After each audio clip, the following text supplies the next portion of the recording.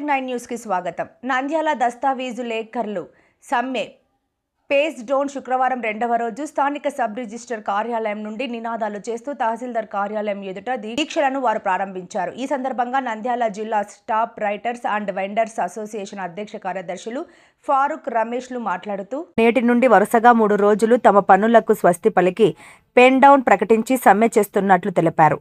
ప్రస్తుతం రిజిస్ట్రేషన్ ప్రక్రియలో ప్రభుత్వం అనుసరిస్తున్న 2.0 విధానంలోని Aadhaar OTP, mobile OTP, PDF feeding సమస్యలు, ప్రైవేట్ అటెండెన్స్ వగైరా సమస్యల వల్ల ప్రజల రిజిస్ట్రేషన్ వ్యవహారాలకు అనేక ఇబ్బందులు ఎదురవుతున్నాయని, ఈ సమస్యలను ప్రభుత్వం త్వరితగతిన పరిష్కరించాలని డిమాండ్ చేస్తూ నంద్యాల జిల్లాకు చెందిన యావత్ దస్తావేజు లేఖర్లు సమ్మెను చేపడుతున్నట్లు వారు పేర్కొన్నారు. నేటి నుండి రాష్ట్ర వ్యాప్తంగా కూడా స్టాఫ్ వెండర్లు సమ్మె చేస్తున్నట్లు వారు తెలిపారు.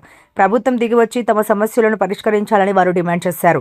ఇందుకు పట్టణ గ్రామ ప్రజలు సహకరించవలసిందిగా కోరుతున్నట్లు తెలిపారు. ఈ సమావేశంలో అసోసియేషన్ నాయకులు మాలిక్, శివరాం, సుబ్రహ్మణ్యం, ప్రసాద్, బాషా, ఆదినారాయణ రెడ్డి, హుసేన్ తదితరులు పాల్గొన్నారు.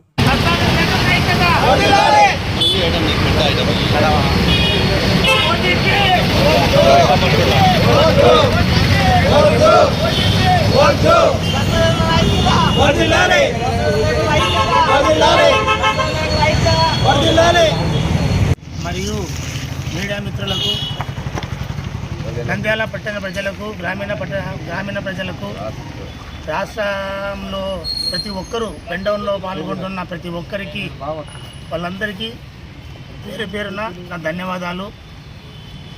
ఈరోజు రెండవ రోజు మేము పెన్ డౌన్ అనే ఒక శాంతియుత పోరాటం చేయబట్టి ఇది రెండవ రోజు.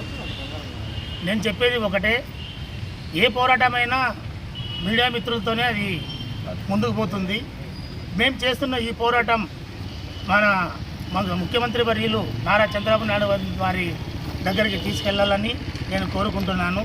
ఎందుకంటే మేము ఇంతవరకు ప్రతి ఒక్క అధికారుల దగ్గరికి తిరిగినాము.